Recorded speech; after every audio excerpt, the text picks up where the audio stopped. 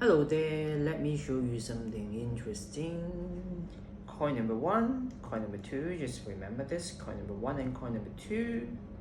Coin number one and coin number two. Coin number one is going down the table, and coin number two is going to melt right through the table and join coin number one. So each hand has one coin, coin number one, coin number two. They are going to join each other.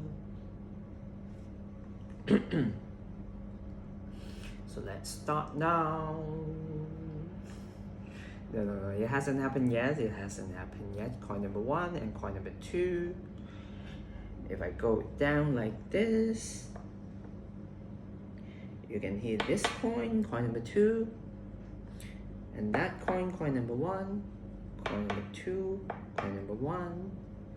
It cannot happen if I don't squeeze the coin. So if I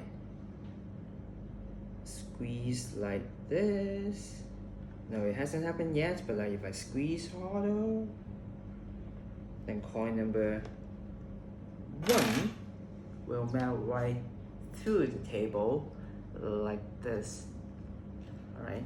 Coin number one, coin number two, I'm going to do that again.